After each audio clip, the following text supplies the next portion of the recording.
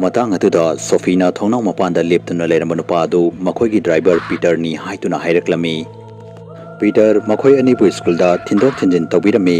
Peter amadi Miss Dona makhoi ani gi marakta nungsinabagi mari leinaba haurakhi. Adubu numit kharani gi matungda makhoi ani mak sikre haituna su haireklami. Sophie gi wahi adu tabada Jules pungangaklami. Hojik mahakna Peter amadi Miss Dona gi thawai aduna yumjau amadi angang ani makpu sumatuna lausinaba honnaramani haibadu khangba ngamlami.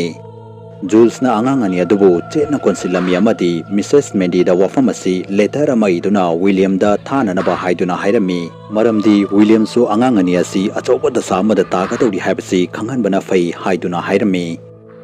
Mrs. Mendy na letter adu iduna post box da thadarami. Adubu Rio na letter adu loktoktuna mai thatoklami. Nongma hingama Jules tumlamadagi mikap khangtok thoklaklami amadi Sophie makuta thangma sama paiduna mahaki mamangda leptuna leiramba thengnakhi. Jules Sophie gi mawng adu bada kiman khiduna khangau haugalami amadi Sophie gi makutagi thang adu laurami.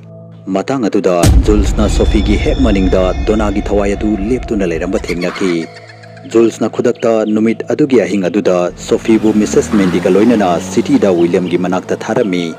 Mahakna Rion busu koiti thirami adubu Rion mafam amatada uramde amadi thiba fanglamde.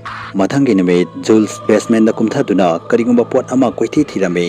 Adubu ikhang khangaudana mahakna basement adugi kachin amada rituals haibadi laiwa kaya ama iduna leiramba thengnakhi. Aduta sunatana mahakna mafam aduda mawng ama tawwa laifadi anikak maningda Rion amadi Sophie gi maming iduna tatuna leiramba thengnakhi. Laiwa amadi laifadi aduga loinana mahakna mafam aduda devil haibadi laifataba singbu harawanabagi laiwa kharasu iduna leiramba thengnakhi.